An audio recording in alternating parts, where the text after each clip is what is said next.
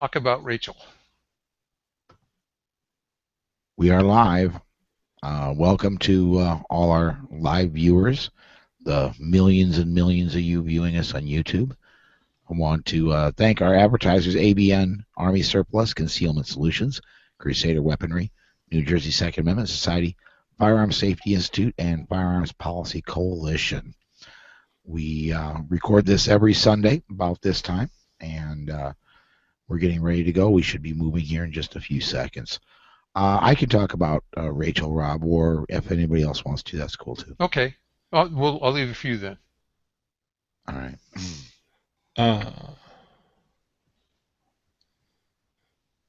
I just listened to that radio interview with Mary Landau before we went. Sherry and I went to brunch, and before that, I listened to it. And holy, no wonder she lost her seat. Idiot. Yeah, but she's been an idiot for 18 years and still kept the seat. Yeah. It was tolerable to be a party idiot, and now it's not tolerable to the voters to be a party idiot. Yeah. Well, that's my one frustration with the 299 days is that all the government people are horrible, but they don't, like, he doesn't write where the Republican / Tea Party types have their flawed individuals as well. Yep. You know, I just like to see that more balanced out a little bit. Yeah, there are enough political whores to cover both parties. Yeah, there really is. Are. There really yes. are. Yes. All right. Are we ready to cut this open? Cut it open. Oh! We got their knives good and sharp so we can cut the open.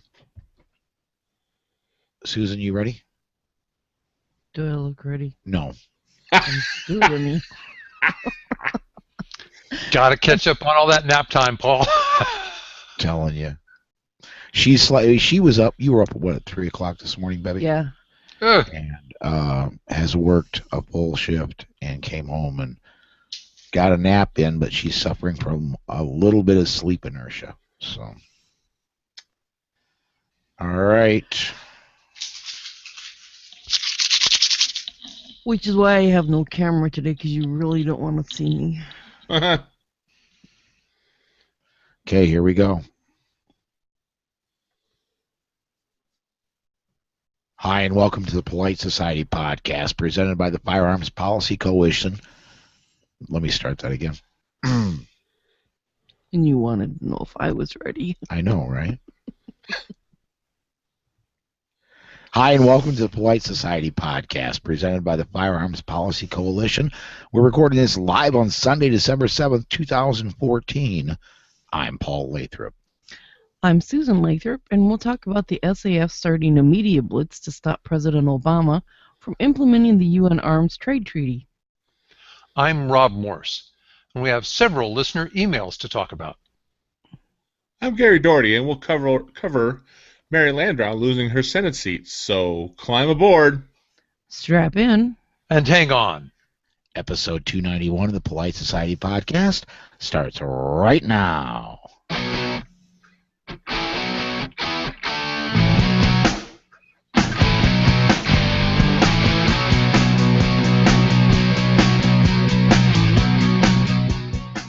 Hey, and welcome back. This is our personal news segment of the podcast. We usually do this one to get started. And as usual on a Sunday, I just start on the bottom of my screen and and ask the faces on the bottom how they've been doing since the last time they were on the air. Gary Doherty, man, it's been a while since you've been on the show. Took last weekend off. How you been doing? What's been up with you, man? Just busy. You know, holiday stuff starting to creep up, and not a lot of gun stuff. We have finished our last class for the year. I've got some scheduled for January. Other than that, nothing much. Like I said, a lot of holiday things going on, and That's it. Oh, it's actually since you've seen me, I did take a student shooting. Okay. He's, I think I've spoken about him before. He's shopping for his first concealed carry firearm, and we went once and went one more time. I think we've narrowed it down to a couple. He's ready to purchase and begin carrying, so good on him. Yep. What's he looking at? The XD, the compact XD, and the compact, the medium sized Glock. Okay. So really likes the XD, just the grip feel. I mean, I told him that's the most important thing is you got to be able to grip it properly, and it to be comfortable in your hand, so you'll practice with it. So I think he's going to go XD, but I don't know for sure. We also shot the Shield, so that was kind of the 3 that we had narrowed it down to from about 6 or 7. Cool. I kind of like that Shield without the safety. I have shot the Shield with a safety, and I'm much less than impressed with it. But because I don't like the safety on those, they are extremely hard. At least the one I shot was extremely hard to manipulate the safety. But the one without the safety, I'd be interested in firing that. So it is a small lever. It's nothing like like my 1911 carry gun, as far as a safety lever has access to it. And You mean that shovel out on the side of the frame? exactly. Yeah, that's my point. Yeah, it is. It's kind of little tiny little thing there. I'll give you that. All right. Well, got one more face down at the bottom of the screen. That's Rob. What's been up with you, man? I've been busy in the gun world. I mentioned that I testified in front of the San Diego Board of Supervisors on Wednesday morning. I didn't know, but lots of county boards of supervisors have open comment periods. It's first come, first serve. Now they only give you 2 minutes, so some old guy that wants to ramble on about, 2 minutes and you're done. There were 4 of us, all self-defense advocates, and we said that our sheriff hurts people by disarming them. I watched that whole thing when I downloaded the audio and converted it for when we put out the midweek show, which I actually put out this morning. I was kind of surprised. From the start to finish, there were 4 of you that got 2 minutes each, and all of you got it done in under 7, including introductions. So I thought that was very well planned out on your part, that you got everything in and out. Yeah, well, you can imagine what the meeting could turn into if you left people with an open mic for very long. Yeah. Well, also in my gun world, I finally was able to repair my 1911. The wooden grip panel split a few weeks ago when I was letting somebody else shoot it, as a matter of fact. So I ordered some metal grips. Those, I'm pretty sure, will not split. That you're going to need some really, really hot ammo to make that happen. Yeah, that's right. It will be the least of my problems if I break those. Right.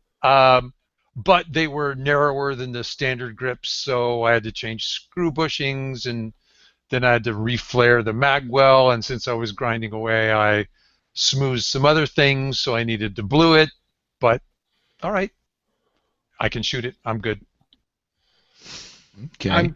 I'm curious. I've never split grips, but I have during installation, after cleaning a gun, putting grips back on and whatnot.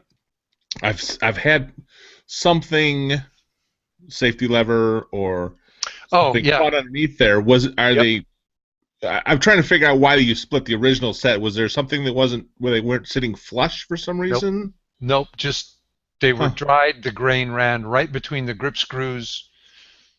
They were knurled, so you could kind of push forward on the grip. These ones are smooth. Yeah. And that just bing. Huh. Okay. Well, I'm glad you got that fixed, that's for sure. Thanks. I'm kind of interested to find out what you're going to be thinking of firing it after the new grips, because smooth grips, man, especially down there where in San Diego, this time of year in San Diego, it's like summertime up here in South Dakota. And where you guys have to go shooting, unless you're going to an indoor range, when you go out to the desert, man, in the summertime, it can get super ugly hot. Yes. I'm wondering how that's gonna, the Oh, smooth grip are gonna. I hadn't even thought of that. You're right. We'll find out. Yeah. Well, he used the trick I heard from Bob May, the old skateboard tape. Yeah, just something between you and the gun. Yeah. And Paul's talking about outdoors. I've got. It's amazing to me how many ranges here in Illinois have tried to save money by not air conditioning the ranges. Having lived in Vegas for a while, where they obviously air condition everything, I was a little bit shocked by that. Talked to one of the newest ranges in the area, and they figured that the air moving across the line was enough to keep it cool. But I'm a big feller, but I think everybody would have found it. It was 90 plus inside, and it was sweaty. Yeah, a while back, but it was in the summer, not obviously now. But yeah, it's not just inside where you have to worry about that.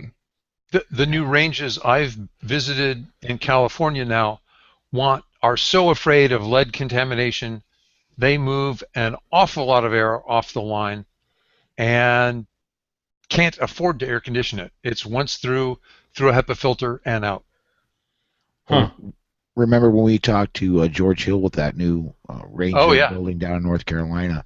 They were saying it's a 3-mile-an-hour breeze blowing from the shooter's back to the front of the. Yep. So yeah. Well, that leaves Susan and I. Not much, I don't think, going on with us. We the pickup. We had a. Well, the listeners know we talked about this several weeks ago. The pickup got smashed. Somebody backed into Susan as she was driving into work, and we took the pickup in.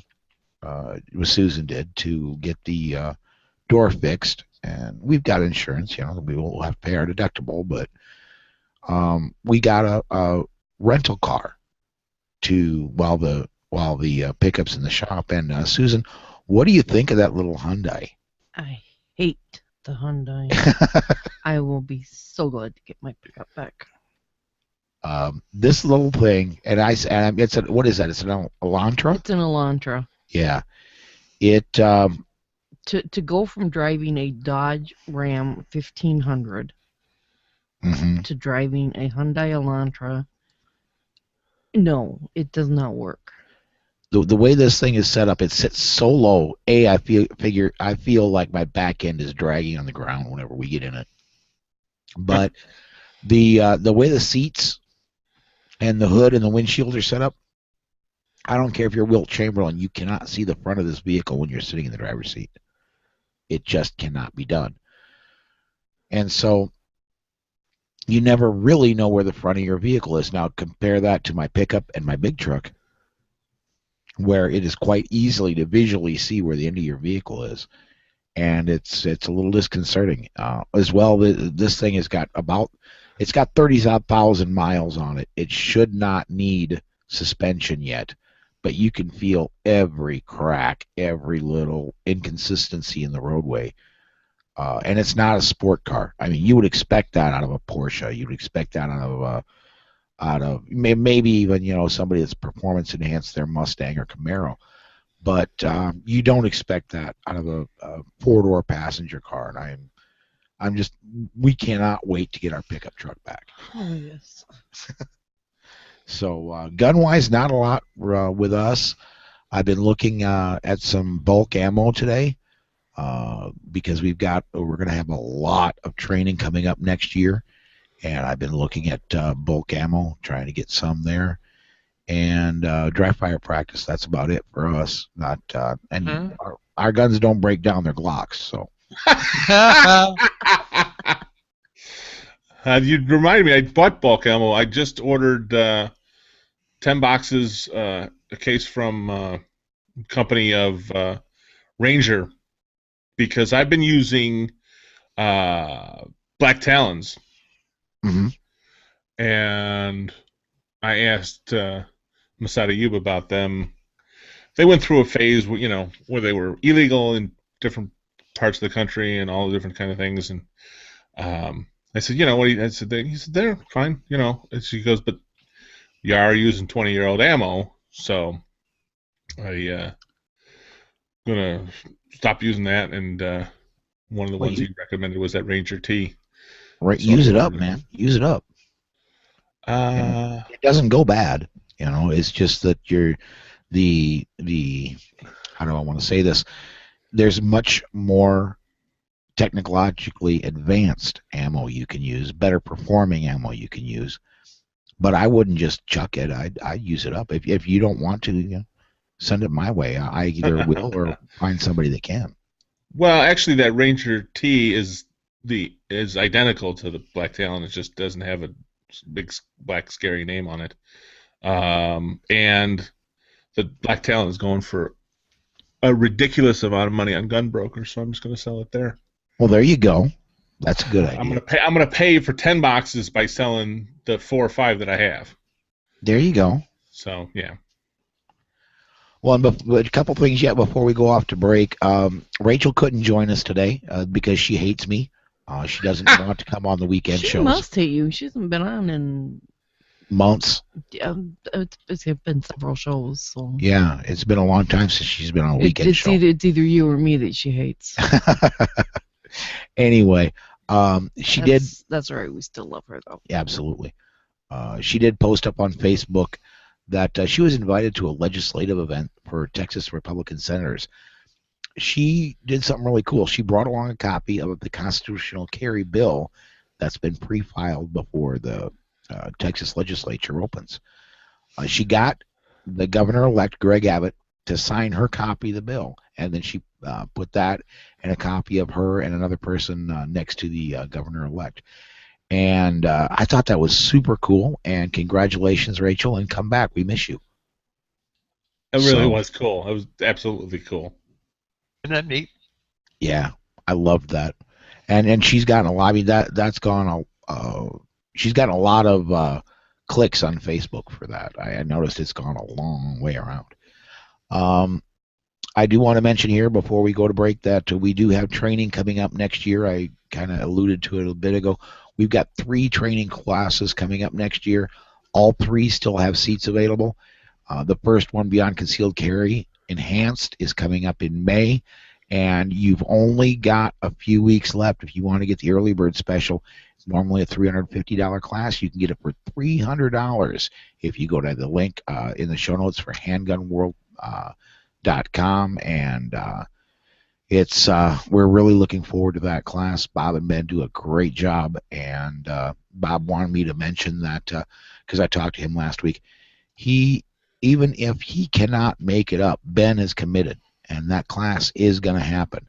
I fully expect him to be able to make it. He's going through some stem cell transplants starting tomorrow, and he believes it's going to give him a reasonable chance of being totally cured. He is in remission from his cancer, but he believes his stem cell transplant will give him a reasonable chance of being totally cured, and he fully expects to be able to do this class, and no matter what happens, Ben will be up in this class, will go off. So I expect Bob to be there too. He is a fighter.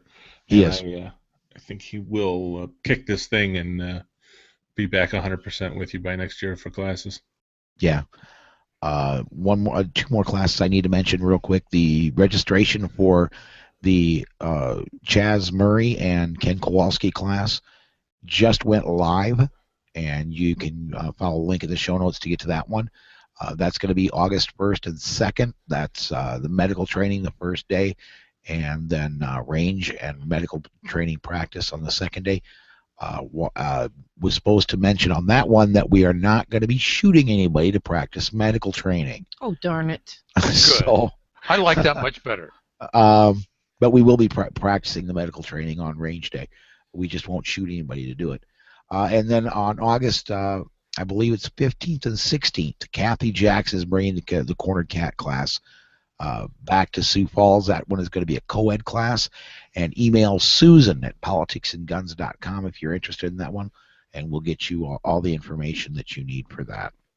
So let's go ahead and step off to break. When we come back, we've got a monster news segment. Probably going to go about 3 segments on that one, but we've got a lot to cover, and we'll get to it right after this. Okay.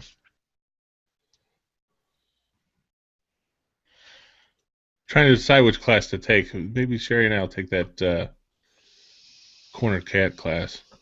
It's a great class. I've been through it myself. If I could only take one training course, and I've been to the Mag 40, if I could only take one, I'd take Kathy Jackson's class. That's strong. That's a strong recommendation.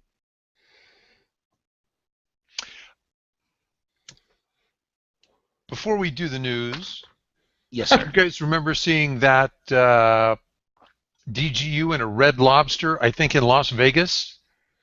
Yeah.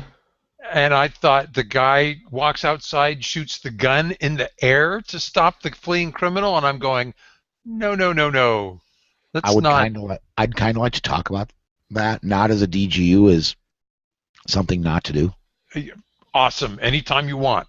Just, let's not put it under good guys doing good things for good reason. I put it on the staff page. I typed in the word wrong ! Right. I saw that. Oh, you saw? Okay. I'm like, don't do that here. Dr. John Lott cited that one as a concealed carry permit holder stopping a robbery on one of his posts. But you know what? That's the wrong. If the guy has already got the register, already walking away, that's the wrong thing to do if you're a private person with a gun. Just wrong. Yeah. All right. And I'll probably throw to that at the end of DGUs to say this is not a DGU. This is what not to do, although it turned out fair. So, are we ready to do the first news segment? Let's see. Sure, we got. Why not?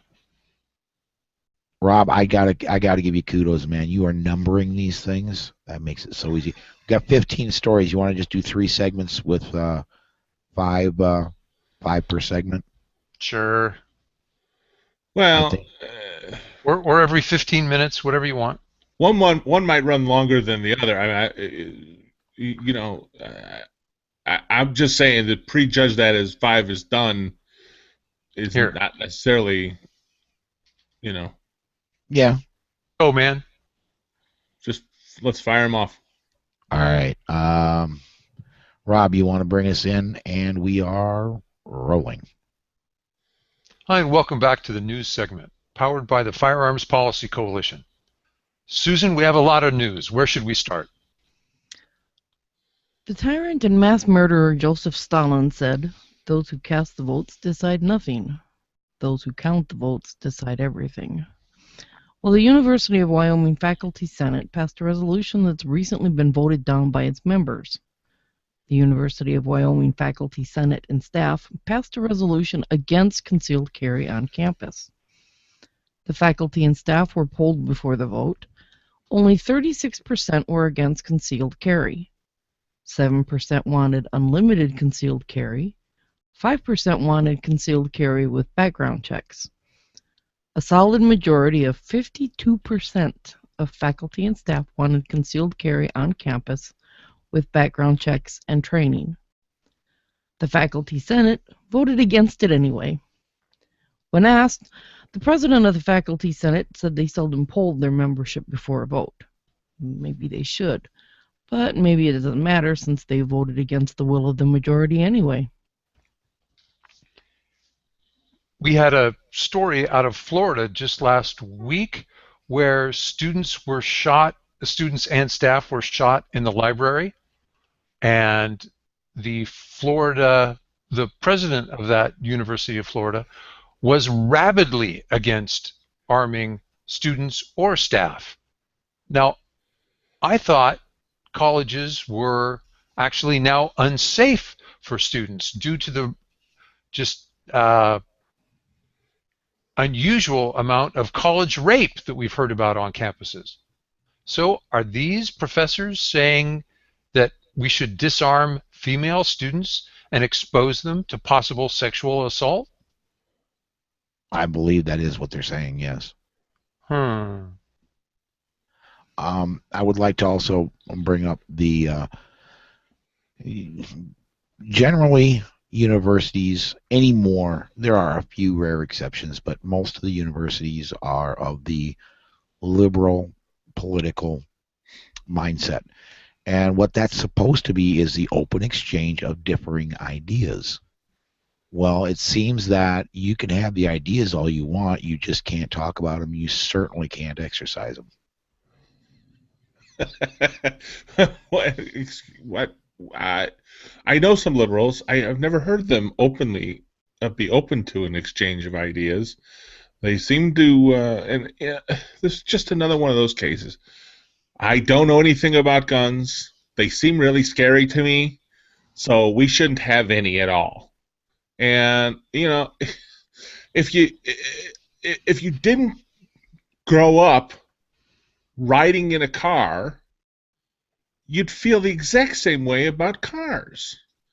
And I don't understand why it's like, hey, why don't you take one for a test drive once in a while first before you make this massive, sweeping, uneducated decision on something? I don't understand how That you're onto something, Gary. Yeah, Conservatives. Go ahead. Yes, you go ahead because I'm going to take us in an entirely different direction. Maybe. There was a time when conservatives were thought of as being rural, uneducated, and intolerant. And now, we see liberals who go, don't know about guns, don't want to know about guns, ignorance is better, they're scary, make them go away. Interesting. Interesting comparison.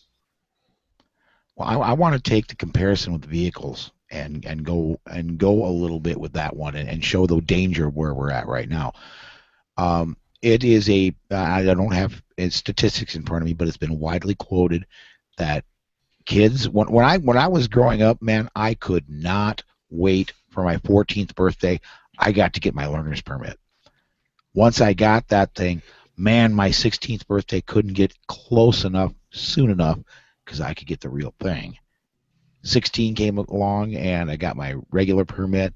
Then 18 was the drinking age, which was kind of a big deal. And they went South Dakota did a dirty on me, and they changed the law the year I turned 18. I was legally able to drink for 23 days, and then they changed the drinking. They changed the drinking age from 19 to 21 on my 19th birthday. But anyway. And then the big thing after that was 25 when your insurance rates went down. Where I'm going at with that is this: is kids nowadays are getting their driver's licenses much later, and I have noticed on the road the quality of driving is going down. I can't specifically say that. I think always younger drivers have been somewhat poorer drivers than the more experienced drivers, but where I see the danger is with the current society. If we don't get our young kids involved in shooting, the quality of marksmanship, the quality of handgun handling ability is going to precipitously drop off. And we have been, for the last several years, there's been an increase in gun ownership and yet a decrease of violent crime, and there's been still a decrease in accidental shootings, despite the fact that there's more firearms around. Unless we keep our kids getting early and often exposed to firearms, and keep drilling in safety and keep drilling in proper techniques, I think we could see a reversal. I think we could see an increase in accidental shootings. That's kind of where I was going with that. Yeah. I don't know for sure which way the accidents will go. I hear what you're saying, and of course it's a well thought out possibility. My concern is the acceptance. Like I said, if you grew up not around cars, not riding in cars with your parents everywhere you went, and then someone said you have to learn how to drive when you're 16 or 18 or 21 or whatever. You know, people in New York have never driven a car, but they've seen cars, they've dealt with cars, and when the only thing you've ever seen, as far as let's say gun handling, not proper gun handling, but gun handling, is the Expendables 1, 2, or 3. Then, well, then your teeny tiny limited knowledge is wrong, and they're scary. Look what they do. You know, I mean, it's just. I saw it in a movie someplace. It's got to be true. It's got to be true. Yeah. So I know I'm beating a dead horse, but it's just, you know, uneducated, and you know, people say get rid of the guns and everybody will be safer. I say, who's going to protect the women? We talked about disparity of force. You know, you talked about rape on campus. Right. Well, and it's not just the women. It's honestly, I'm not that old, but I'm well into my 40s. I've been a sedentary truck driver for 12 years. When I was a kid, I considered myself I could take care of myself. Man, I'm going to be honest, I can't. I cannot take the beating that I could when I was 20. 100%. When I was a kid, I thought I was bulletproof. So, yeah, disparity of force can happen, you know, to men too. I think we've pretty much beat that one to death. That's almost 10 minutes talking about the first story. Susan, what's up next? This morning, 2 Sandy Hook, Connecticut teachers appeared on the CBS News program Sunday morning to push for expanded background checks and magazine capacity limits. Both teachers are members of a gun control group called Sandy Hook Educators for Gun Sense. Given that this is the CBS network, I'm sure they were not asked if those measures would have stopped the Sandy Hook murderer or if they would stop other mass murderers. The Sandy Hook murderer stole his guns, thereby bypassing any background check process. The Santa Barbara murderer bought dozens of 10-round magazines when he shot students. While it may be a noble goal to make it easier for the mentally ill to receive treatment, a Mayo Clinic psychiatrist said most mass shooters are not mentally ill, and the crazy ones are only recognized after the fact.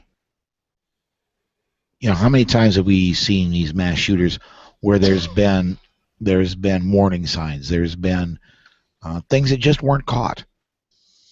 You know, I honestly believe the best way to stop these things is to knock down their high score, make it fairly certain in their mind that they may get 1, they may get 2, but somebody else is going to be there with a gun and end it soon. It's interesting that you just described that. The statistics are so remarkably different between when a private concealed carrier is on scene and when everybody waits for the police to arrive to stop a public shooting. It's almost exactly as you described. You and I don't believe the first shot. We go, what was that? We don't believe our ears. The second shot, we go, I know what that is. And after like some 2.6 shots, the mass murderer is stopped by a concealed carrier. If you wait for the police, it's some 14.5. Mm-hmm. I remember that statistic, yes. Yeah, it's quite stark.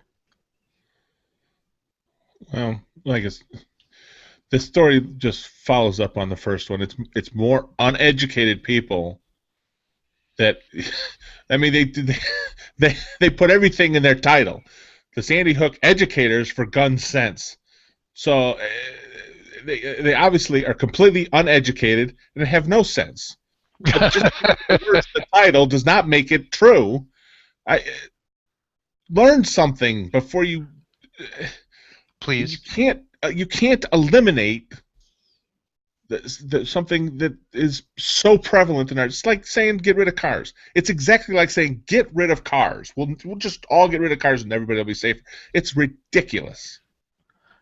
One thing I would like to bring up here, and this is something that an uncle of mine said a long time ago when I was talking with him, and said that I decided I wasn't gonna continue with college. I had family issues, and it just wasn't gonna be for me.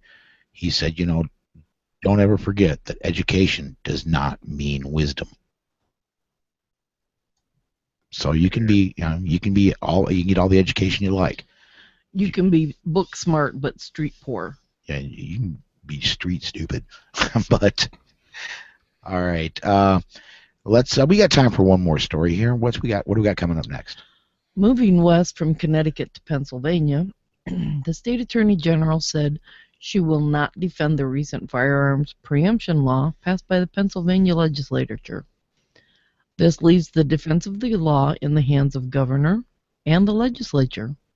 The law allows civil rights groups to sue cities and counties over local firearms regulations. I'm sorry, but the Pennsylvania Attorney General is a Democrat and was probably elected by anti-gun voters in Pittsburgh and Philadelphia. Elections do have consequences. I thought it was her job to, when you take almost all oath of offices for government are the same, whether you take a federal position or a state position. The only exception is, when you take a federal position, you take a vow to support and defend the Constitution of the United States against all enemies, foreign and domestic. If you take a state job, it's to support and defend the Constitution of the United States and your state against all enemies, foreign and domestic. I would have to find out if they have to take that oath when they accept a position in the Pennsylvania state government, but seems to me if they do, she's breaking an oath. I think we've broken down into tribes. So now when you take an oath and get elected, you're expected to impose the views of your tribe on all the other tribes. It's not a live and let live society anymore. It's a my side won, elections have consequences, suck it up, I'll enforce the laws I want to with my pen and my phone. Yeah. Great point. It's what I want, not what the people want. Yep. And, they probably take an oath to the state constitution as opposed to the U.S. I'd have to find. It'd be interesting to find out maybe some about what each different state does.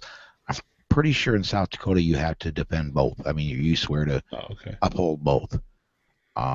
We got invited. I've been once to the governor's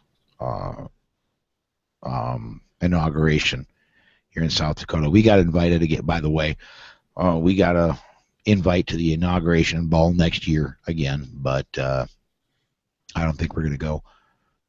But it's too close to SHOT Show. Yeah, we'd have to. It's what, the weekend before we leave for SHOT Show. Yeah. And so I don't think we're going to go, but I'm pretty sure, if I remember right, you have to, in South Dakota, you have to swear to defend both. At least the governor does. So, well, let's do this. We're coming up on break time. We're going to step aside, and when we come back, we've got a lot more news. So hang on, everybody. Right back, right after this.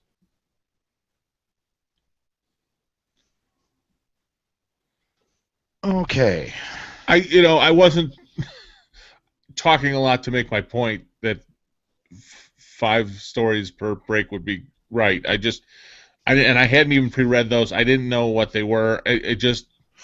That's such cool BS. It drives me crazy. You got your medications close, dude. Oh my! Well, yeah.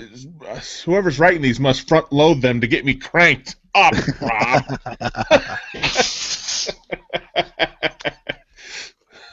Yeah, I figure if you're going to pop a vessel, I want it to be at the beginning of the show. There you go.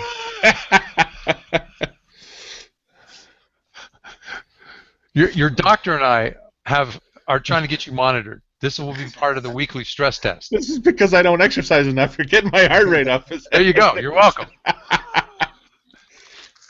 By the way, I want to say to our viewers, I screwed up. I didn't get the Q&A app enabled before we went live. So, but you can still comment on the YouTube or on the Google Plus Hangout. You can comment in there. I do get email updates when that happens, and we will discuss your comments right here on the air, and there haven't been any so far. So I think we're ready to go for our next news segment. All right. I'll bring us in, coming in 5. Hey, and welcome back. This is our second news segment. Susan, we've got a lot more news yet to go, and so I think we should get started here. What do we got coming up next? In national news, the UN Small Arms Treaty will have 50 participating countries later this month. With 50 participants, the treaty becomes binding on the countries who signed it. Secretary of State John Kerry signed the treaty, but the treaty was never ratified by the U.S. Senate. American gun owners fear that President Obama will impose another executive order outlawing small arms with his phone and his pen, and without Senate approval. Second Amendment Foundation founder Alan Gottlieb threatened legal action, quote, if the president tries to circumvent the U.S. Senate and the will of the American people, end quote. Second Amendment advocates have long argued that any such treaty could constitute an infringement on the right to keep and bear arms and lead to gun registration and even gun bans in order to comply with the international agreement. Gottlieb promised to file a lawsuit against the president if he takes executive action and pointed to recent events to justify his concerns. Quote, he has used a lawless executive order to grant amnesty to millions of illegal immigrants without congressional authorization, and now many people are worried that he plans to bypass Congress again before the end of the year with the UN treaty, close quote. SAF has started a petition, and you can find that link in our show notes. I want to say that Alan Gottlieb, good on you, and I would encourage everybody to get involved with this. This is when we first started covering this. I don't think anybody that's on the air with me right now was on the air with me when this started breaking a couple years ago when it was going through the UN. Well, I think you and I both heard about it at the GRPC in Orlando. Right. And it had just started just before that. Right. And the thinking then was, okay, it may get through the UN, but nobody panic because the Senate isn't going to come anywhere near this thing, and the Senate still won't. But our president has demonstrated time and again he has no problems bypassing the Congress and doing what he wants when he wants. I do think it's a real possibility. If you like SIGs, you could have an issue. If you like Glocks, you could have an issue. If you like any arms that are imported, you could have an issue because I think the president has the authority to block imports. I don't think he can block domestic production, but there could be issues. Well, forgive my ignorance on the topic, but hasn't there been something recently that blocked AKs? Yes. We blocked Russian ammunition and AKs. Yes. Was that through the president? Yeah, the president did that, and that was in regards to Russia invading. Where did he invade again? I'm having a brain fart. But it was a small republic just off the Aegean Sea. But was the Aegean Sea or the Red Sea? Anyway, Black Sea. Yeah. Anyway, Russia invaded, and Barack said, no more ammunition. No. Now you notice there was no blocking on the importation of Russian vodka when that happened. No, of course not. Of course not. Just what he wants to do. So, but yeah, Mr. Gottlieb, good on you. I will try to find. There is they've started a media blitz, the SAFS, and they're running advertisements throughout the country, but not everywhere. And I will try to find the. I'll try to find the ad, and if I can, when you hear the end of this segment, before we get to our commercial, you'll hear that commercial. But if I can't, you'll know I couldn't get it converted. Republican Bill Cassidy won the election to be the next senator from Louisiana. Cassidy's 15-point victory is the 9th Senate seat picked up by the GOP in this year's elections. That's 3 more seats than the party needed to take control of the chamber, and it gives them a 4-seat cushion going into 2016. The question remains, however, how many of the GOP politicians are conservative in name only? Yeah, that's a good point. I would say a number of them, but I don't think there are 5 of them. So the most egregious of the bills will never make it to Barack Obama's desk. And I would like the position we're in starting in January, one of the most dangerous times in our history is right now, between the election and January. The next month and a few weeks are going to be really scary. But once January comes, I want everybody to think the last half of Bill Clinton's last term, because he faced a strong majority in the House and a strong majority in the Senate. And we got a whole lot of nothing and out of the legislature, except for we got some entitlement reforms from the welfare reform. But other than that, we got a whole lot of nothing, and the nation did pretty good. If we get 0 bills other than a budget that clears Congress for the next 2 years, I'm going to be a happy guy. Yeah, it's scary. It's scary, and I just I think I'll mention it later. What do I want the Republican Congress to do? Don't do anything else for me. Thanks. You've done too much. Repeal. Just go on a repeal kick, and, I like and then that. we can talk. That, or you know what? I really kind of enjoyed the last government shutdown, and I'm not kidding. It affected me a total of 0%. Let's do that again. Let's shut it down, save a little bit of cash, only go further and really shut it down, and maybe people will see how much we don't need the government. Find a way to shut it down where the taxpayers actually save some money. Yeah. I don't know. We've got, I think, too many people confuse the media with truth. That might be harder than it sounds. Yeah. Well, I think, and I just put a link to that commercial up on the notes there, Paul. Okay. But I think that's what God bless him. Alan Gottlieb is a smart fella, and I think he learned his lesson with 594, 591, and people believe the commercials that they see, and so that's why he's going this other route with the commercial he's running all over certain areas of the country where it's going to be most effective. People believe what they see on TV, unfortunately. Yep.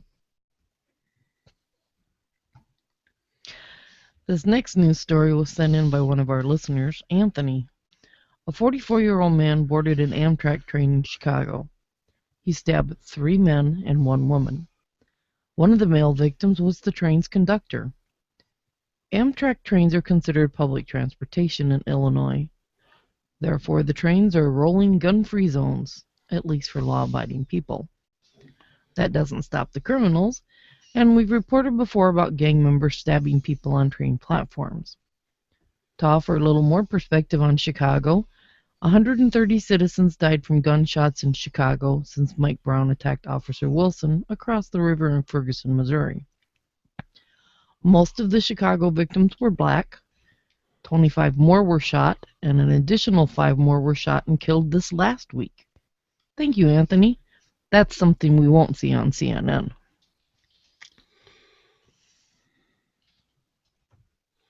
Yeah, I a gun-free zone, it's hardly surprising.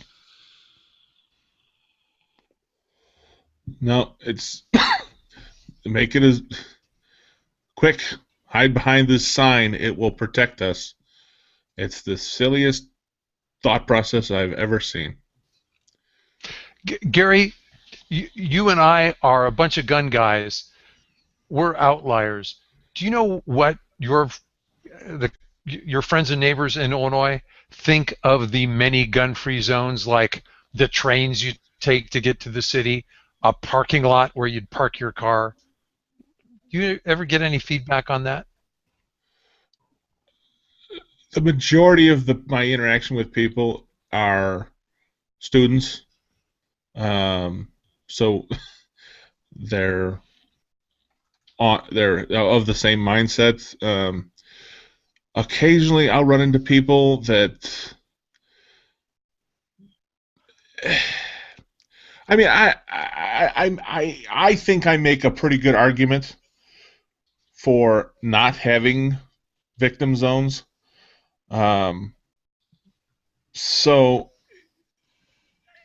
I run across the people who are like, they want to do something, and I mean that's what it comes down to. I don't want this to keep happening, so I don't know what to do. But they tell me that these signs will protect people, and when I explain to them why it's not, I get a little bit of awareness from people, but for the most part, no. I mean, they think that that's what will work.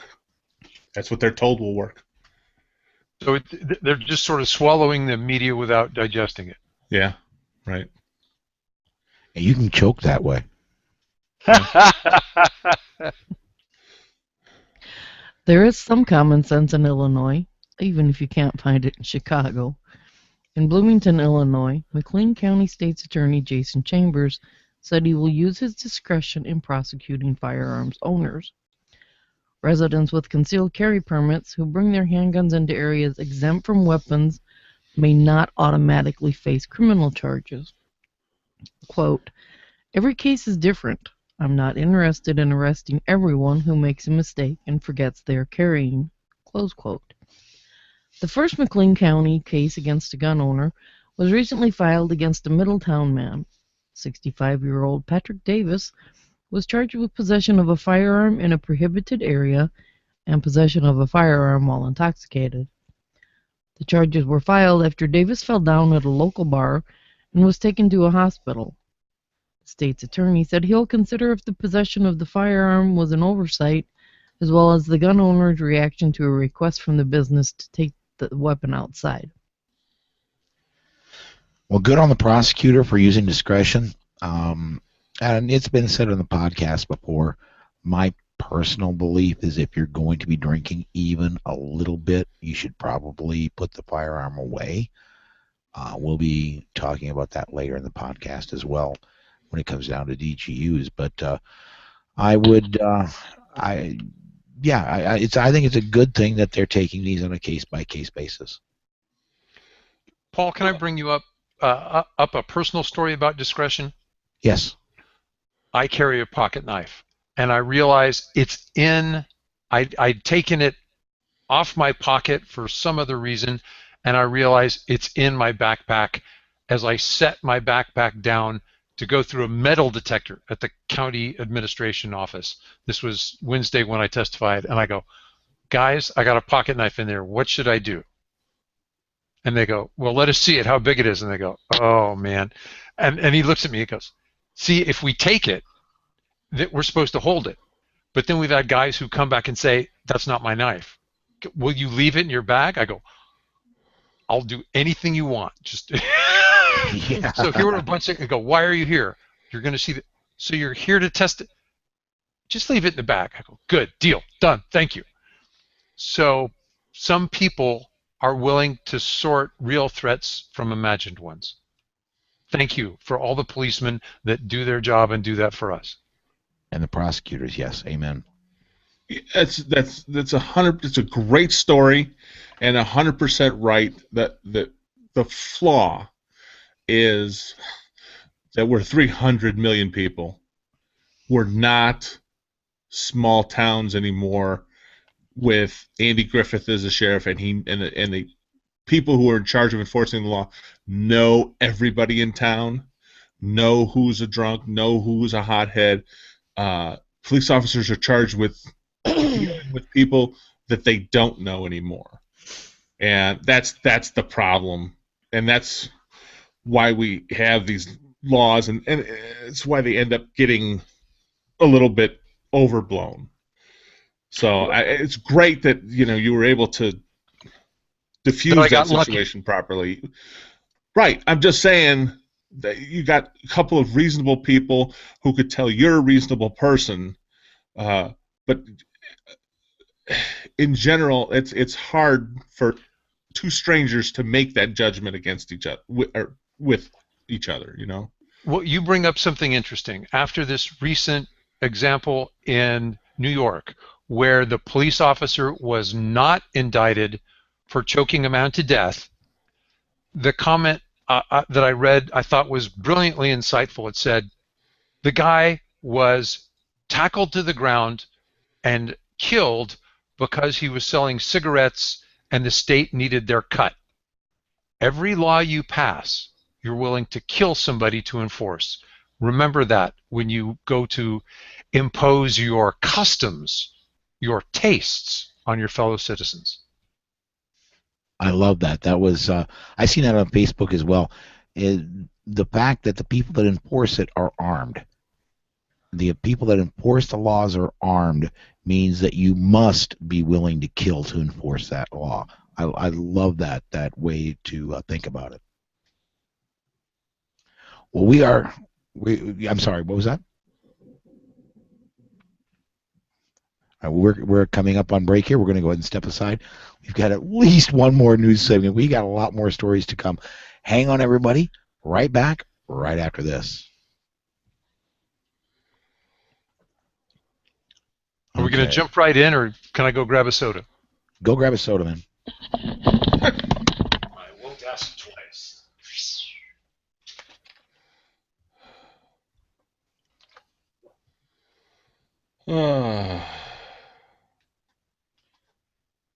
Dude, you've been looking over here like you want some attention. You want some attention, buddy? Oh, you want some attention, Hannah. But not enough that she'll get up. Oh, Doodle, come over here. Yes. Oh, that's my boy. Yeah, that's a good boy, aren't you, dude? You don't have your camera up so people can't see him. Oh, let me see if I can get him in the shot here. There you go. There's my good boy. There's my good boy.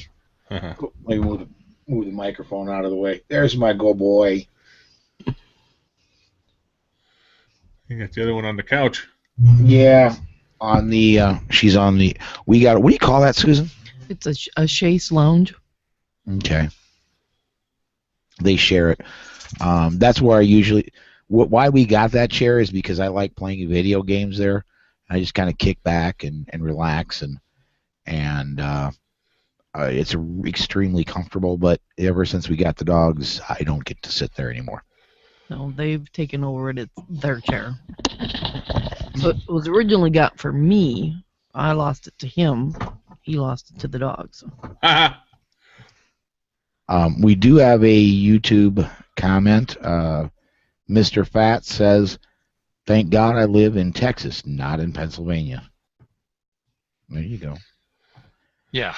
Oh, and hopefully things continue getting better in Texas. They get that constitutional carry. At the very least, open carry, but hopefully constitutional carry. Well, okay, so if they get constitutional carry, does that also cover pocket knives? So we'll quit arresting, every carpenter in San Antonio? That's nuts. Yeah, no kidding. Huh. Interesting.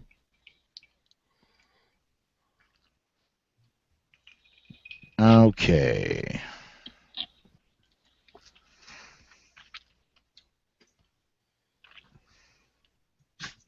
Let me jump back over to notes here. Are we ready for segment 3?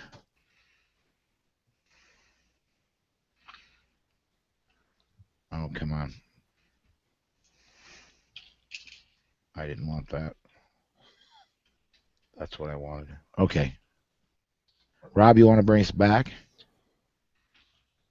We are rolling. Welcome back to our next news segment of the Polite Society podcast powered by the Firearms Policy Coalition. Susan, which part of the country are we in next? We are in Ohio. Hunters in Ohio could use noise suppressors on guns under certain conditions. Some requirements for a concealed carry permit could be relaxed. Those are two of the bills being debated in the Ohio Senate this week. Ohio would also automatically recognize concealed weapons permits issued in other states. Ohio would exempt individuals who have already completed state police academy training from requiring a permit to carry. The results depend on Ohio gun owners. Ohio Senate Criminal Justice Chairman Bill Coley said that lawmakers are still working on the final version of the legislation. He expects a committee vote Tuesday. Senate President Keith Faber says the Senate is unlikely to vote on a measure that includes a self-defense proposal. A bill allowing hunting with suppressed firearms passed the House earlier this year. Suppressors would help protect hunters' hearing, but also increase safety since hunters could hear each other.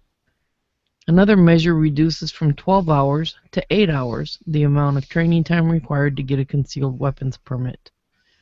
Another bill would exempt active military members over the age of 18 from having to obtain a concealed weapons permit. So, Ohio gun owners, what are you going to do? We included a link to the Ohio Senate in our show notes.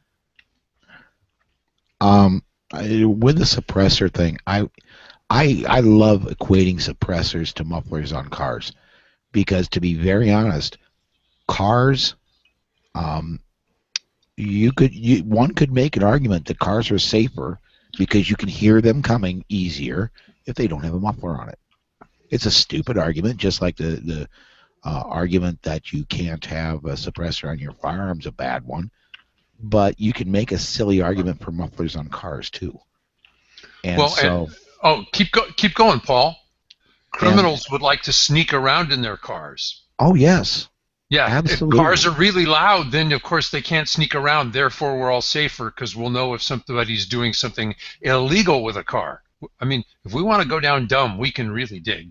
Yeah. Well, yeah, but once again, the whole suppressor law was put together by people who watch TV and are completely uneducated on the laws that they put together, because they're not silent like in the movies.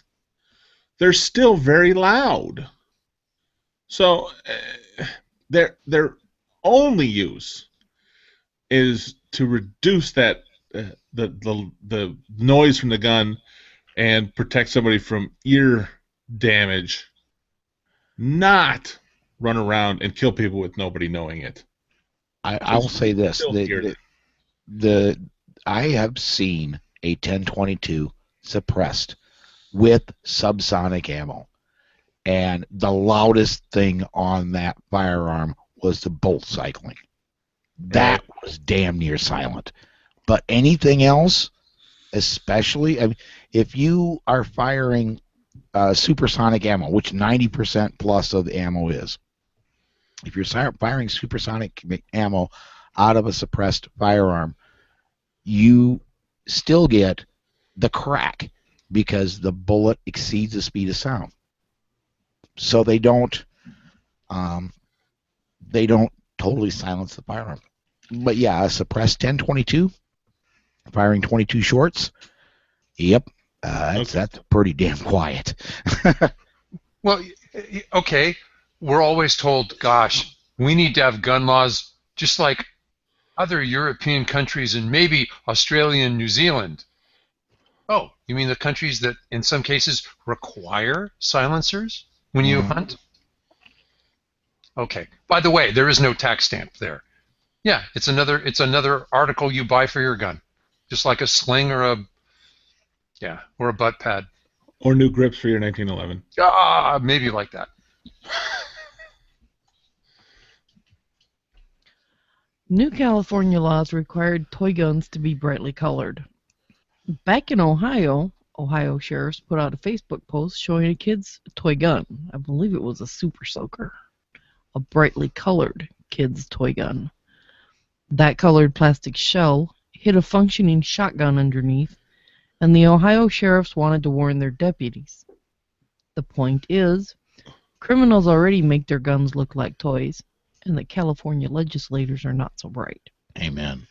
The color of a firearm cannot protect us from police. What keeps us safe is law enforcement stopping to determine ability, opportunity, and jeopardy, the same way civilians do.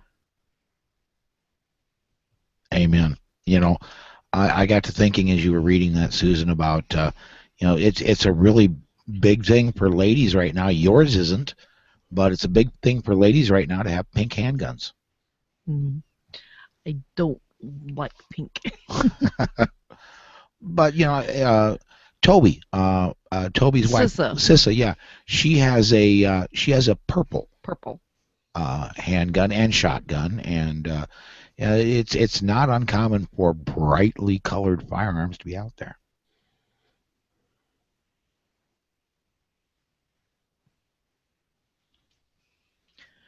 We have some good news in Nevada as well. Last week we told you the bad news about the Bloomberg anti-gun amendment in Nevada. This week we can talk about newly designated Assembly Majority Leader Michelle Fiore. She's from Las Vegas. She said Republicans were elected to the majority to defeat liberalism, and that includes doing what has to be done to recover gun rights in Nevada. Quote, "We're getting our gun rights back this session, period." Yes. End quote. Nevada residents should expect to see bills allowing concealed carry permit holders to carry guns for self-defense on Nevada college campuses. Majority Leader Fiore also wants to see high schools reintroduce rifle clubs so teenagers can learn firearm safety and responsibility. Fiore will push to repeal the Blue Card registration in Clark County. The Blue Card program requires individuals who buy a handgun in Clark County to register the weapon with the police. In addition to recovering gun rights, Fiore also plans to push a voter ID law for Nevada. If I could, Miss Fiore, if you happen to be listening, I would like to also maybe recommend expanded reciprocity for firearms permits. And maybe if you're going to be going for more gun rights, how about we just look at something that your neighbor to the south does, constitutional carry. Yeah, well, I mean, just expand on that Blue Card. That's not just a purchase. That's possession as a resident in Nevada. Everybody has to register their handguns.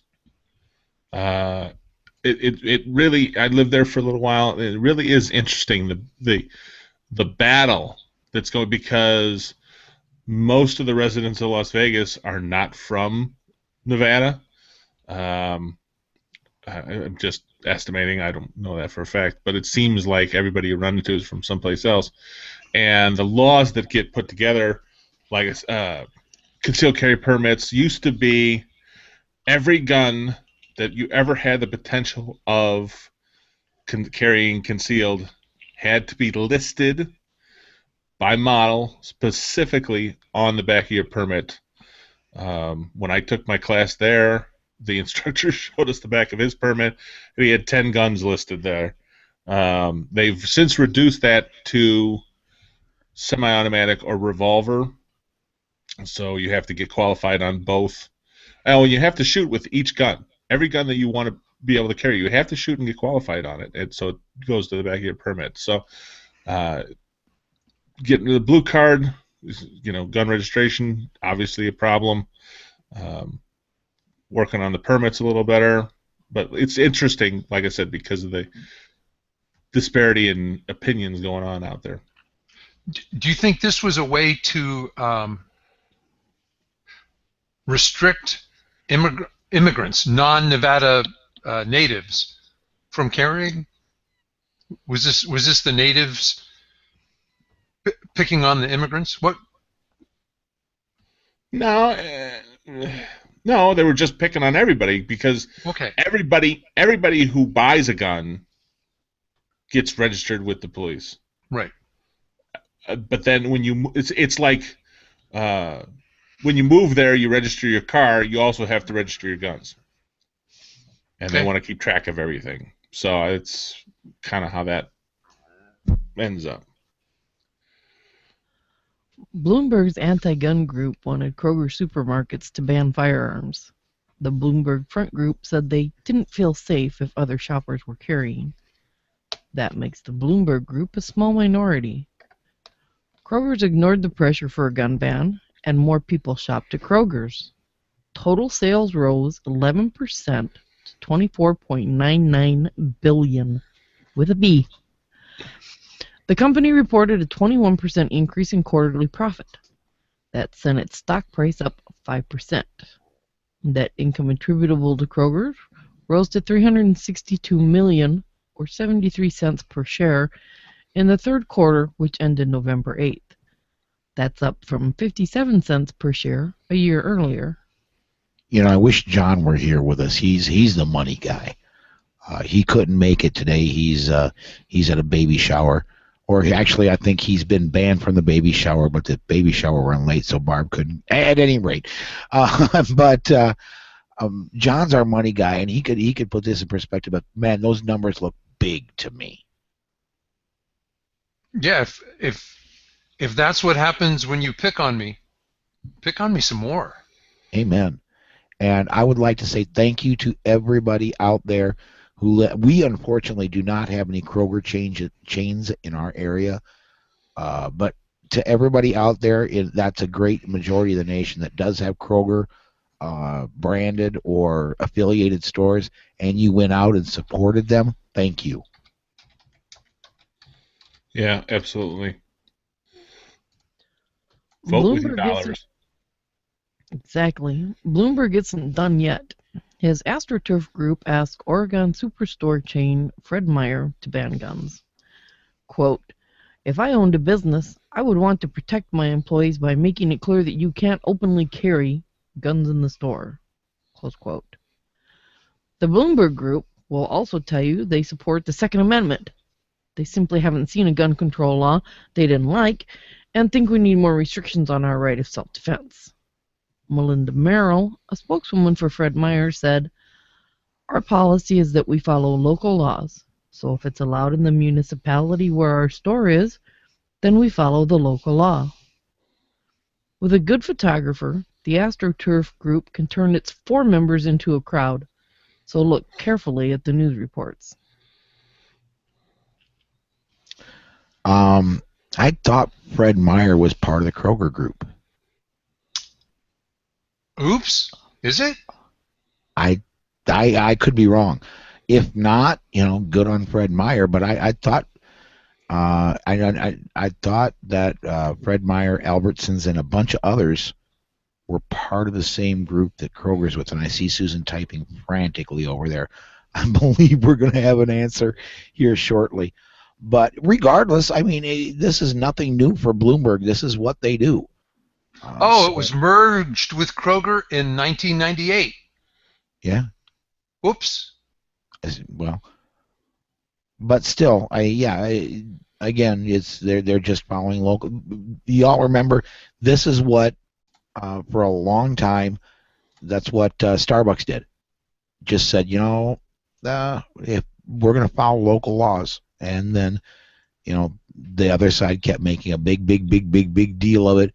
And groups got involved that were open carrying rifles, into Starbucks. And so, continue supporting Fred Meyer, continue supporting Kroger, Albertsons, all those. But please, when you open carry, make it a handgun. The Kroger family of stores includes Kroger, Dillon's, Fred Meyer, Fry's, QFC, Ralph's, and Smith's. Oh, and Albertsons isn't in there. Okay, Albertsons is not in there. I screwed up. That's all right. It's not the first time. Sure, it won't be the last either, darling. But I still love you. Ouch. You might have missed this news about the riots in Ferguson. Members of Oath Keepers were guarding the crowd and the stores from many of the rooftops. The St. Louis County Police ordered the Oath Keepers away. Police claimed the private citizens needed a county license to act as security guards. Once they read the county statute, the Oath Keepers laughed at it and took up their posts again. They've been there for several nights. Wow. Yeah. You got to have a license.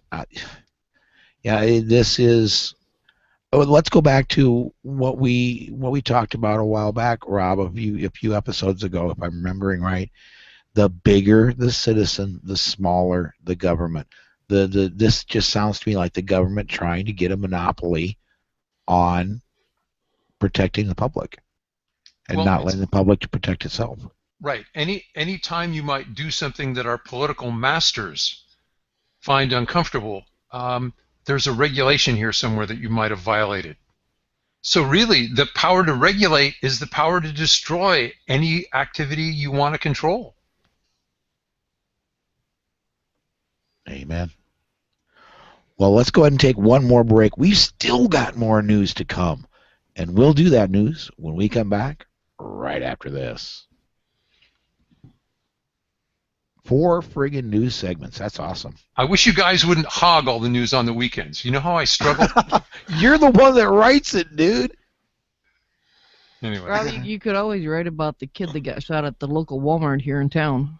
Oh. Huh? Yeah. I didn't There's hear about debate. that. I'm sorry. This happened last night. A kid, and I say that he is under 18, right, Susan? Correct. Got shot in the leg. A juvenile male. Right. Was shot in the leg. He showed up at a fire station, claimed he was shot at the Walmart parking lot. So what did the police do? They came in, they shut down Walmart for several hours so they could look at the parking lot. Well, they didn't shut down Walmart, only 3/4 of its parking lot. So you couldn't get in there anyhow. But it was, and since it's been widely speculated that, if the kid was somewhere doing something he shouldn't have been doing and got shot, what's he going to do? He's not going to say, I was breaking into this house or I was screwing around with my uncle's gun. He's trying to buy some weed. Yeah. He's going to say, I was shot at the Walmart by some open carrier.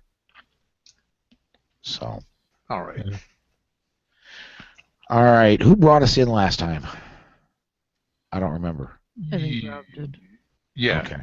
Gary, bring us in. Oh, God. Okay. All right. Whenever you're ready, we're rolling. All right. I will try and quiet up a little bit. We'll try and crank through this last news segment on the Polite Society podcast, powered by the Firearms Policy Coalition. Susan, read quick before I start talking some more. Okay.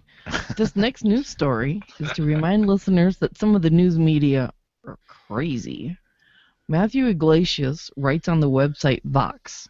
He said the reason that Michael Brown was shot was because you and I have guns. If we were disarmed, then the police wouldn't have to worry about criminals having guns. If criminals didn't have guns, then the police wouldn't need guns.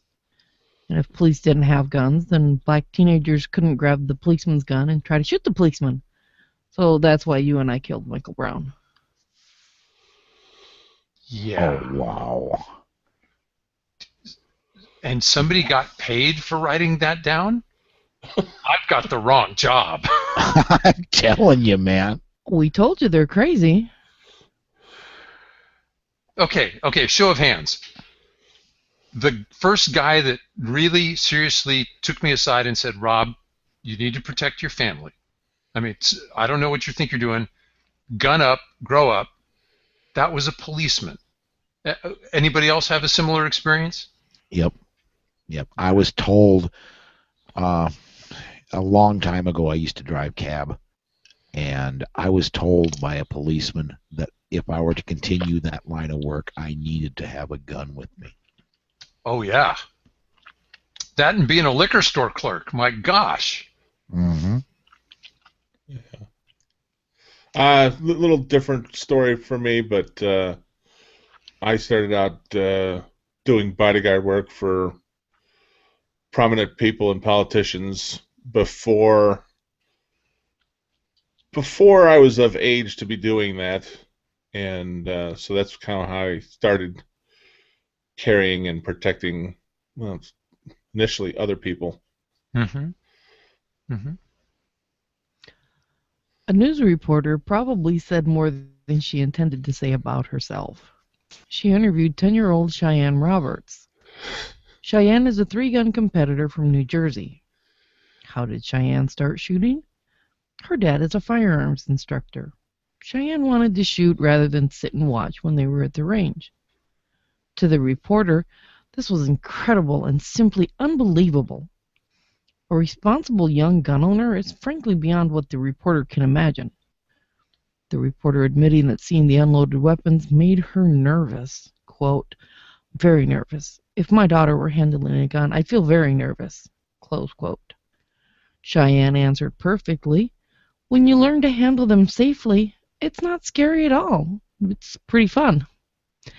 The reporter had to dig up an anti-rights activist who said it's irresponsible to let children know how to handle firearms because accidents can happen.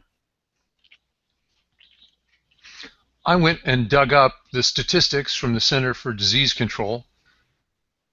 They found out that target shooting is safer than cheerleading.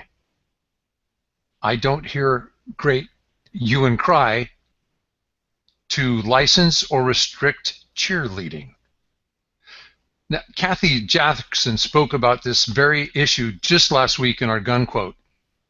She talked about guns, needing to gun-proof your children, that it was critically important who taught your children about guns. If they learn it on the street, it's dangerous. If they learn it from you, your children learn to be responsible. It's that guns are not dangerous. Ignorance of guns is dangerous. Amen to that. Amen to that. Alan Corwin had an explanation why crime has fallen so fast in Arizona. Arizona has hundreds of thousands of private citizens discreetly carrying firearms for the sole purpose of self-defense and stopping crime. Some are licensed. Some carry under the law of constitutional carry that has been in place for the last 4 years. Alan Corwin scoffs at the news media who say police and criminologists don't have an explanation for the dip in homicides that statistics keep showing. Innocent people are armed against crime. Shooting ranges and trainers are busy educating the public. That is why crime drops, and yet officials don't recognize the results. Why do you think every state in the Union, except New Jersey, finally has some form of discreet carry? National statistics on the subject are overwhelmingly positive. Society is safer when criminals don't know who's armed. Guns save lives, guns stop crime, and criminologists don't have clues. That's the great trinity somehow.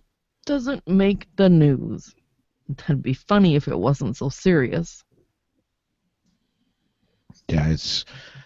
We should reach out and try to get Alan Corwin on the show again. It's been a very, very long time since we've had him on, and I'd love to talk to him again. Well, I think that leads us up to our gun quotes. Looks like this one's from William Pitt. I'll go ahead and take this one. Necessity is the plea for every infringement of human freedom. It is the argument of tyrants. It is the creed of slaves. William Pitt said that in 1783. We're going to go ahead and step aside, and we will be back with DGUs right after this. Hey, Paul. Yeah. Can you splice this in before you cut us out? Let me start rolling again. Oh. Go. You know, doesn't that ring? I swear I read that, or I heard that in the news just this week. Necessity. That's why we're told. Congress didn't act. Therefore, I had to. That's a plea of necessity. Oh, I love that. I love that. Got it. I'll put it in there. Did you get the commercial from Alan Gottlieb? I'll download it when we're done. If you put notes somewhere, I'll get it. It's in the group chat. I don't know. Do you open that or no?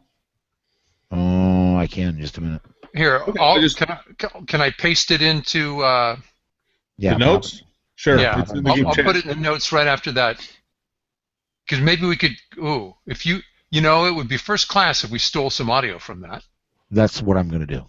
Ooh, just like we're sneaking up on being professional. Professionals. Well, okay. You can't have that. Inch at a time. You and Gottlieb. Here we go.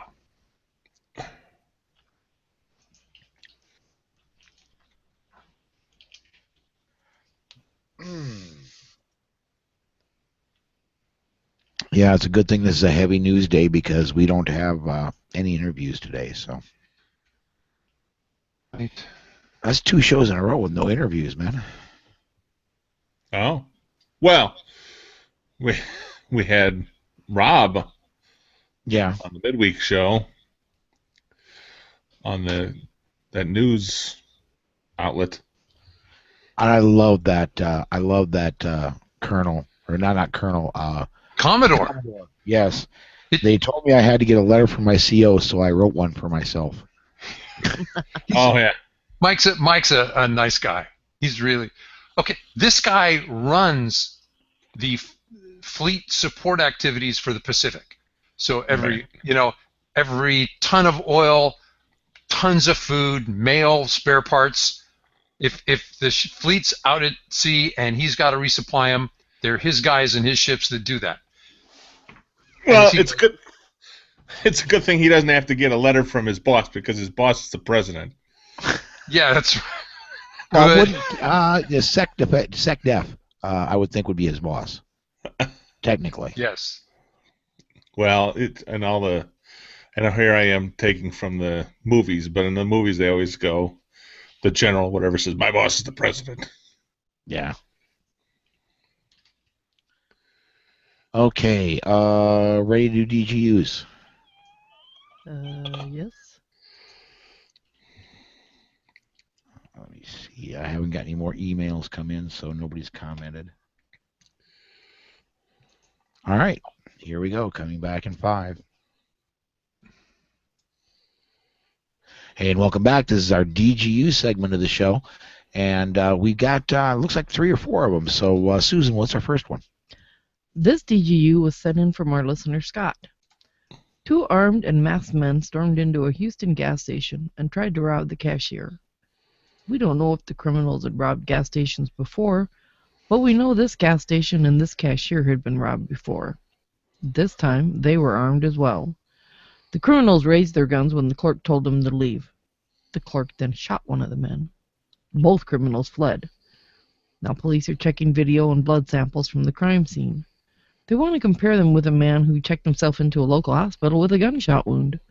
The store clerk was not injured. Thanks for the story, Scott. Yeah, good one.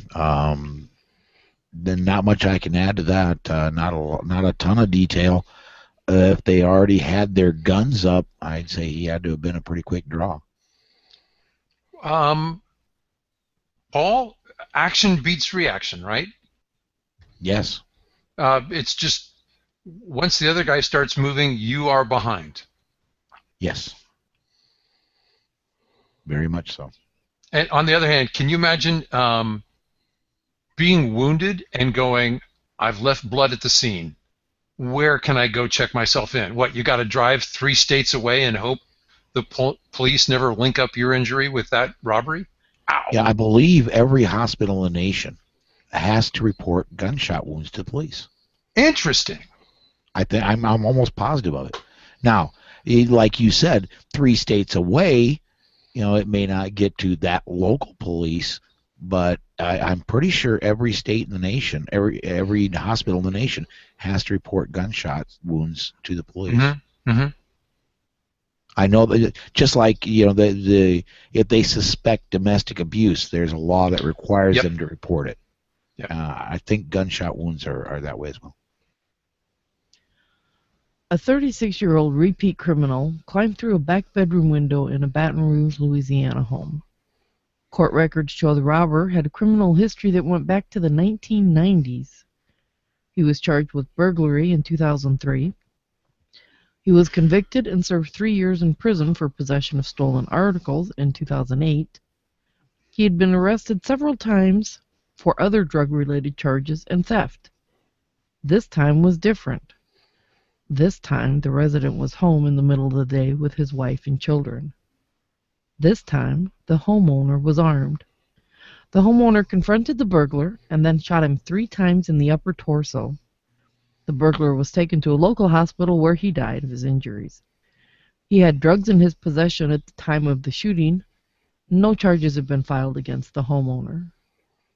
The way that one was written up, I kind of figured right off the bat that the guy didn't survive, because you generally don't get histories like that from a living suspect. Yeah, that was his last mistake. Yep, pretty much. Willie Johnson of Meridian, Mississippi, was leaving for work Thursday morning. He set his house alarm and noticed someone nearby. That's when a stranger with a gun ran at him. Johnson was also armed.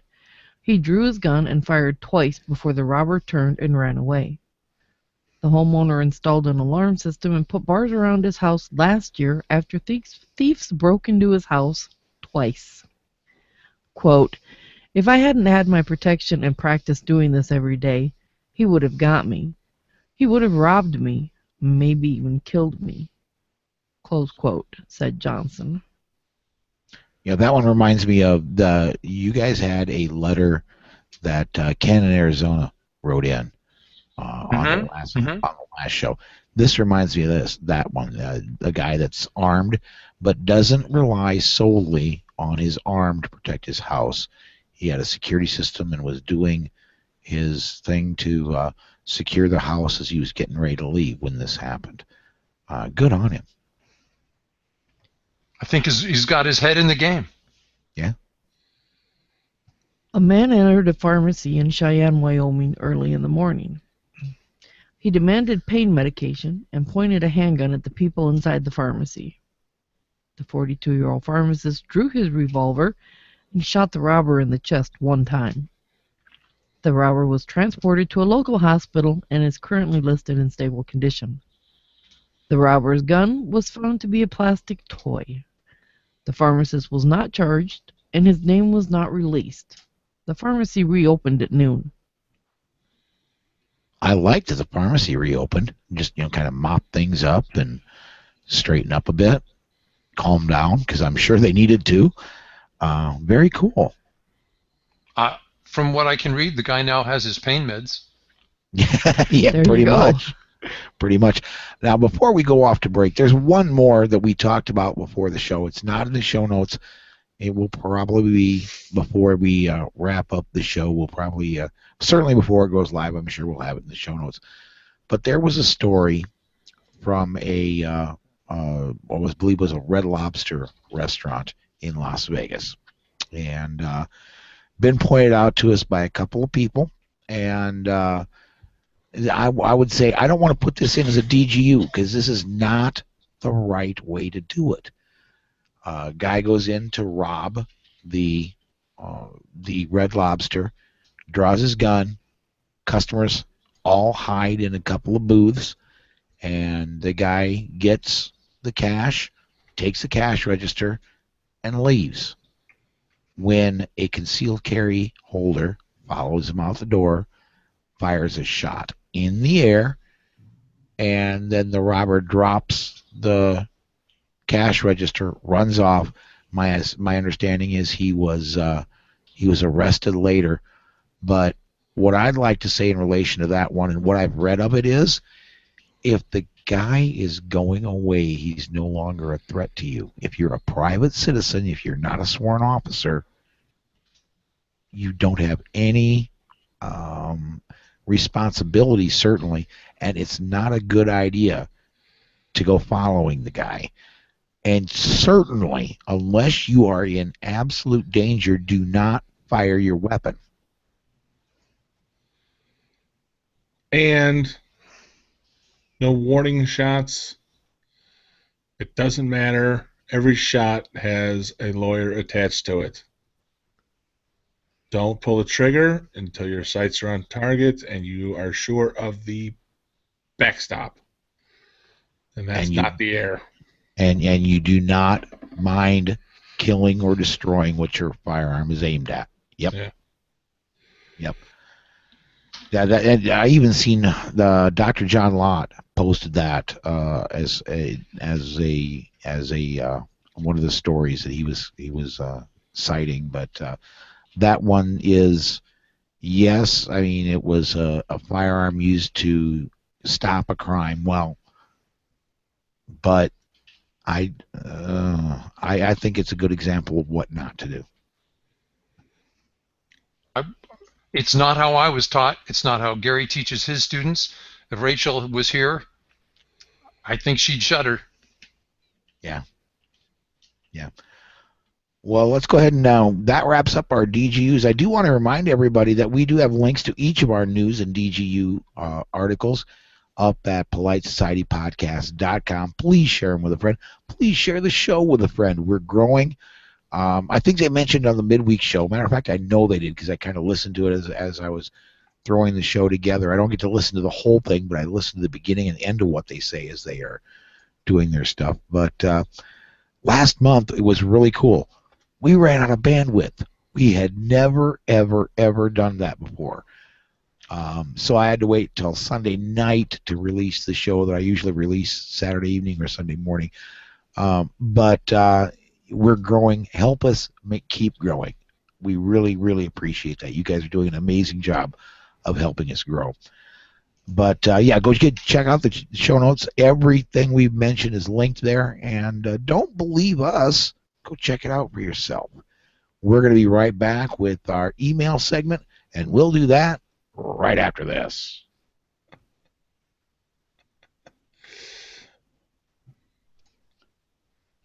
Right after this. Right after this. I can't growl that low. Thank you. You can't do what? I can't growl that low. Oh. Right after. Sorry, I can't not do that.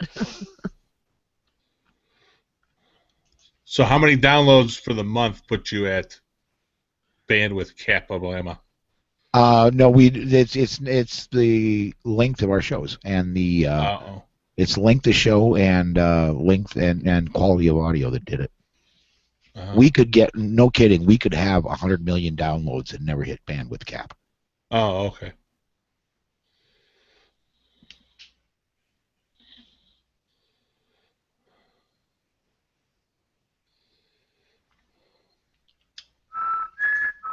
Okay, Mr. Fats said, "Me too. We're using your DGU." Oh, I told him. No, that was me. Oh, okay. I was replying to Scott. Oh, okay. All right. Okay. Let's see here. That we just did DGUs. Email and close. Emails. Okay. Gosh, you guys are on it today. Give me a break, man. Give me a break. I finally got enough caffeine in me. I'm feeling pretty good over here. There you go. All right, here we go. Hi, and welcome back to the Polite Society podcast, powered by the Firearms Policy Coalition. This is our email and show close segment. I want to say, first of all, thank you to the listeners. We're getting emails again. Thank you. Woo! Sorry. We got 3 of them, and Jake worked a little bit overtime. He sent a couple. Here's his first one. What do we got, Susan? I believe it was episode 287 when you guys mentioned briefly that social media is a sort of echo chamber where we only tend to hear from those who agree with us. This is very true, and I, at least, try and make a conscious effort to counteract that by reaching out and interacting with different groups, which, as a libertarian, tends to happen anyhow. Present company accepted, I think most people fall victim to this with serious consequences for our political process. It would be very easy for most people to go their entire lives without hearing opinions that contradict their own if they wanted to hang out on community forums, strongly biased news agencies, and only surrounded themselves with Facebook friends and Twitter followers that shared their beliefs. We do this by instinct, and I think it's one of the reasons we're so polarized as a nation these days. We only hear from those who agree with us, and the only arguments from the opposing side we usually hear are strawman caricatures passed around and beat up in one-sided discussions, which dehumanizes folks on the other side of the line. We don't see them as logical people with rational, if misguided, views, but as evil, stupid, fascist, etc., etc. It contributes to an us versus them mentality that doesn't promote discussion, cooperation, and compromise, but conflict, posturing, and ultimatums. I try and counteract this by doing what you guys talk about almost every week, being an ambassador for my community. I also try and listen with an open mind. I've had my mind legitimately changed on some topics, and I've changed several minds as well, and given others something to think about. That's why shows like yours are important. It's reasoned discussion around facts.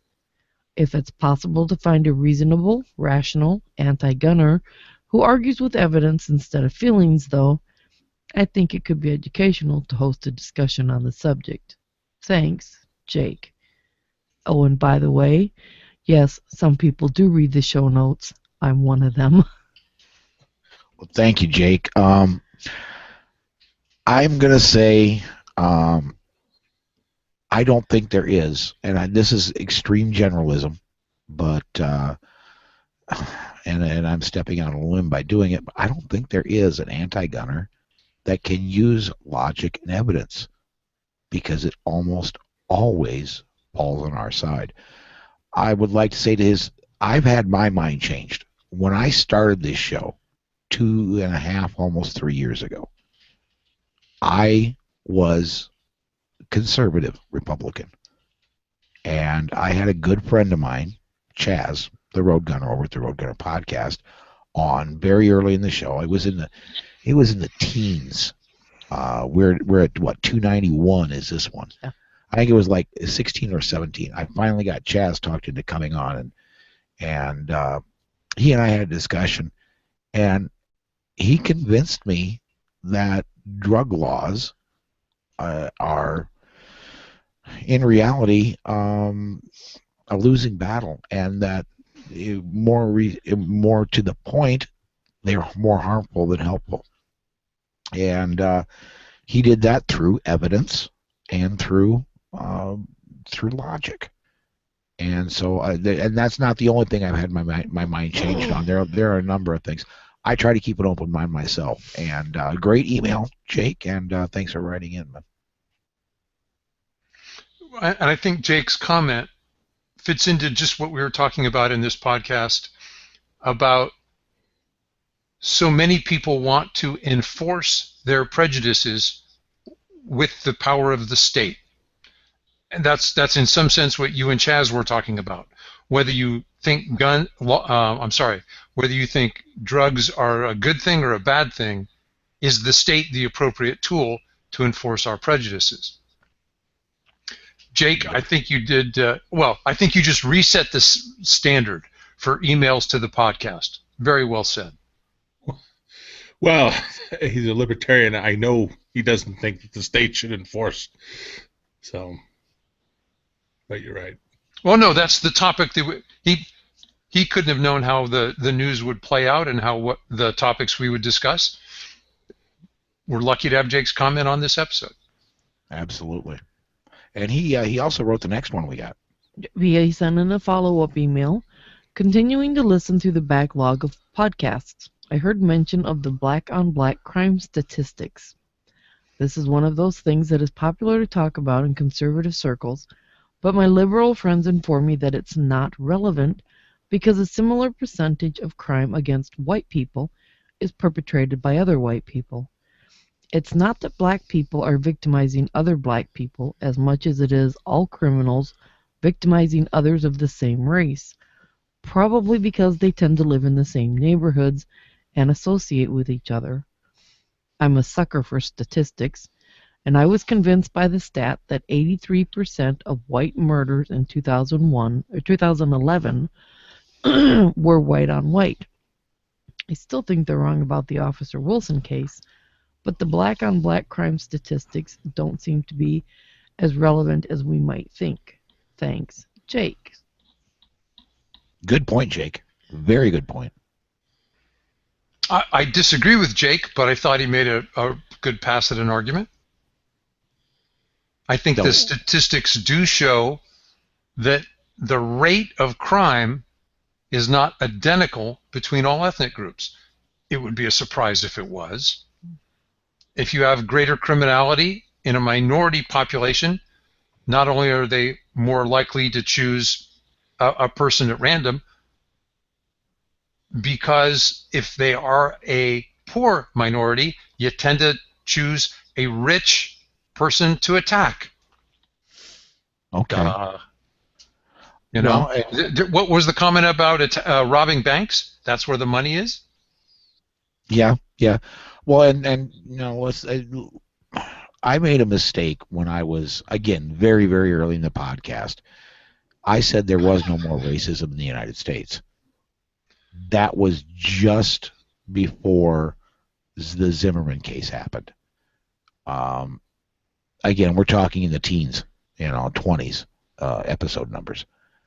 Obviously, I was proved wrong on that. But what racism basically is irrational hate.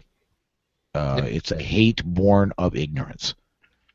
And think about it, the criminal is going to be toward the ignorant end. Criminals, unlike the TV, are usually uneducated, and they're going to be very prone to bias of one type or another. And so I would think that it doesn't matter if you're white or you're black or you're Hispanic or you're Asian, if you have a hate and you're going to commit a criminal act, especially a heinous one, I think you're probably going to be going to look for people that are of the group that you hate. Right. It is harder to, think of soldiers had this problem throughout history. You have to demonize your enemy before you can brutalize them. Yeah, you do. And I want to go one more back in where I'm sure this happens now. I'm almost positive of it. But I know it came in World War II and very much in Vietnam. I'm not sure about Korea, but I remember reading about Vietnam. We had terrible race relation problems in the 60s. And I've talked to people that served in Vietnam, and when you're a white man and your buddy in your foxhole is black, racism goes away now. And racism is any kind of racism, whether it be a white person hating a black or a Hispanic hating an Asian, all that is just the most asinine, stupid. Listeners to the show that have been long-time listeners know that my stepdaughter, I call her my daughter. I'm the only dad she's ever known. She's black. and the so I hate the racism that's unfortunately greatly brewing from our executive branch of the federal government right now, and that's the leader in spreading it, unfortunately. Anyway, we got one more email. Let's go ahead Paul, and yes, sir. before you do, my wife studies economics, and particularly for a time was studying the economics of race and racism. Racism is a product. Politicians sell it. If you're selling 2 brands of soap, you have to do something to make your product look distinct. Said another way, you don't sell your product in a camouflage container. You want it to stand out. A bright orange box is a great marketing advantage if you're selling something that's really as common as laundry soap. We're all basically the same, but if you can tell their group of voters that they're special and you'll give them special treatment if they vote for you, and you wrap that in racism, it sells. It's not just ignorance. There are politicians that will sell racism. What do you call ignorance? Now, we may be fools to buy it. There. Right. I'll stand. You're absolutely right there. But it's not just. If you were innocent, you could still have a perverted view of people of other races, because there are people who are so desperate to feel special, they will sell you racism. Did you see that soapbox around here? I think I stepped on it. Sorry. I think it's bright orange colored, right? Yeah, I paid $5 extra to have it colored that. Anyway. Jeff sent this one in. I'm getting caught up on podcasts. I got a bit behind with the Thanksgiving break.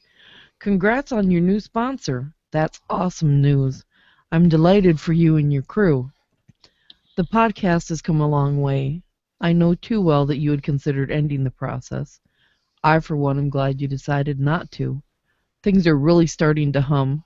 Keep up the great work and be safe. Thank you, Jeff. We are so excited to have Firearms Policy Coalition aboard. I was kind of surprised when they approached us, and was absolutely stunned that we were able to make things happen with them. But very, very cool for them, and thank you for writing that in. So I think that kind of wraps up the email. Rob, do you have any posts from your Slowfax blog you want to talk about, man? I was thinking about the recent elections and wrote about them. I would say conservatives. I'll even go maybe a little bit farther and say liberty advocates. We won. Now what do we want? I want more freedom and less government. I don't want a single new law, but I'd love to eliminate a few thousand of the ones we have. I want less. That article is up at Clash Daily and on my blog. I already read it. Great job. I wish 10% of what you said comes true. Okay. Now, Gary, you read it? I didn't include my pet projects, which would obviously. So I tried to pick on the things. I tried to. Thank goodness I don't talk for a living. I tried to mention the things that are of common interest rather than special interest. Absolutely, 100%. They were all well thought out and made great points. And so what? Yeah, but we have to write our legislatures and put their feet to the fire. You know, just the government is so bloated. It's like I'm going to make a horrible, perfect example. I weigh 450 pounds. I am 200 pounds overweight. And 10% if I could lose 10% of my weight, that would be an awesome start. But it's just not enough to really make a difference. And that's what I wish that we could just make the start. I wish I could make the start, but I wish the government would make the start with 10% of the stuff that you mentioned. And I hope you make that same start. Oh, thanks. I can say this, man, from our time when I was over at GRPC and I stayed with you up in Chicago, don't eat any more of those Chicago-style pizzas or that pizza soup they served. That would be a good start. It's hard. All right. Well, I think that does wrap up another episode of the Polite Society podcast presented by the Firearms Policy Coalition. I normally at this point would thank our guests for joining us today, but we didn't have any. So I need to ask at this point, Gary, are you going to be on the weekend show, or are you just coming back next weekend? Yes, I will be back next weekend. Okay. And Rob, I'm guessing you're going to be here for the midweek show. I know I won't be. I think I get my full crew for Wednesday. Okay. Well, that's it then. Until next time, everybody. Stay safe. Be aware. And we'll see you down the road.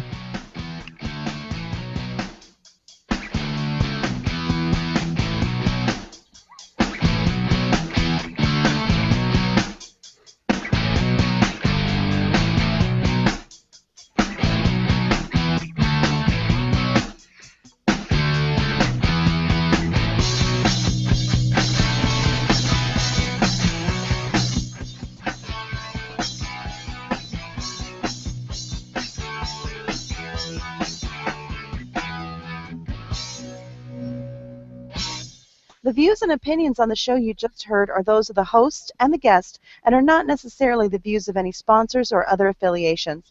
But hey, not everyone is as smart as we are. This show copyright 2014 by Paul Lathrop and Polite Society Podcast. Awesome.